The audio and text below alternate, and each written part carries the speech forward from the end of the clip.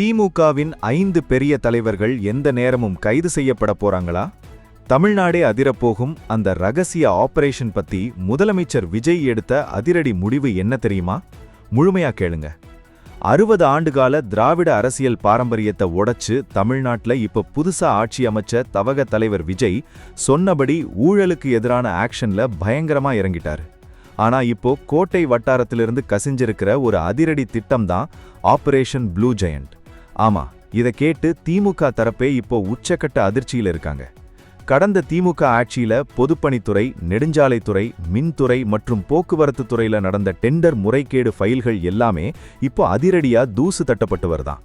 இதுக்காக தனிப்படை அதிகாரிகள் நியமிக்கப்பட்டு மிக ரகசியமா சட்ட ரீதியான ஆதாரங்கள் தயார் செய்யப்பட்டு வருது. முக்கியமா கடந்த சில தினங்களா சென்னையில் இருக்கிற உளவுத்துறை அதிகாரிகள் மற்றும் உயர் போலீஸ் அதிகாரிகள் மத்தியில தொடர் ரகசிய ஆலோசனைகள் நடந்து வர்றது இந்த கிசுகிசுவை இன்னும் அதிகமாக்கியிருக்கு. திமுக உடன்பிறப்புகள் தரப்புல இது தங்களை பலவீனப்படுத்த நினைக்கிற வெறும் அரசியல் பழிவாங்கும் நடவடிக்கைன்னு கொந்தளிக்கிறாங்க.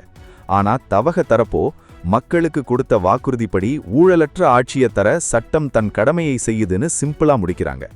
ஒருவேளை இந்த 5 பெரிய மீன்கள் சிக்கினா தமிழக அரசியலே தலைகீழா மாறிடும்.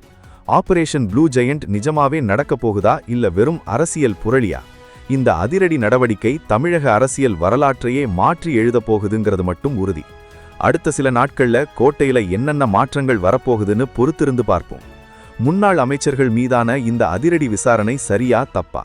உங்க ஊர்ல இத பத்தி என்ன பேசிக்கிறாங்க? உடனே கமெண்ட் செக்ஷன்ல சொல்லுங்க. அப்படியே லைக் பண்ணிட்டு ஷேர் பண்ணுங்க. ஏன்னா எல்லாரும் கேட்கிற ஒரே கேள்வி,